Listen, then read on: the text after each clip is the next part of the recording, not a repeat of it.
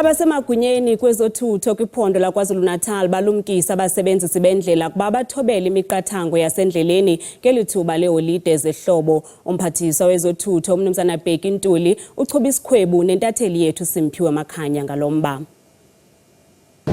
Angibonge bese ngibingelela kuwena kumbukeli ekhaya ngisho ukuthi amaphoyisa lapha esifundazweni kwaZulu-Natal aphume ngobuningi bawo ukuzokwenza ke izivimba mgwaqo njengalokhu phela kulindeleke izinkumbi zabavakashi ukuba zitheleke lapha esifundazweni ukuzochitha ke isikhathi samaholide kepha ukuzokwabanzi ngenhlelo ezibekiwe asikhulume ke naloyo oyengamele ezokuthutha ukuphepha kanye nokuxhunyanyiswa komphakathi esifundazweni uMnumzana uBheki Ntuli.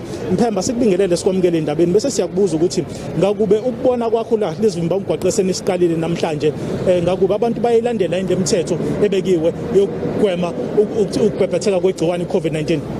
Ngibingelele ngababukeli emakhaya ngenhlanhla lo mcimbi esiwenza namhlanje uhambisana nesimemezelo sikamongameli izolo and unlike ngevikele edlule laba abantu bebezenzela khona nje sebekhohliwe nanokuthi lesi simo seCovid-19 sikhona and le second wave ibiza ukuthi wonke umuntu abe on toes.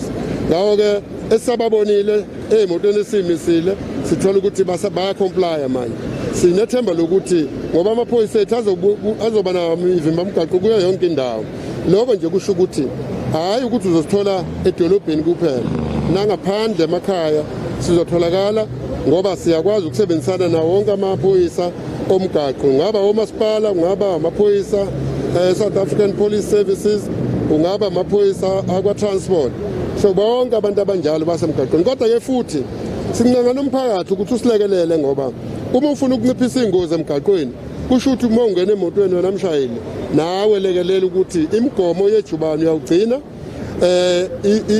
imigomo yomgaqo uyayigcina ungangena emotweni udle uphuzo oludakayo nedakamizwa kodwa nawe uhamba ngeenyawo futhi ikelela ukuthi ugqoka noma uhambe esayidini eliyilo.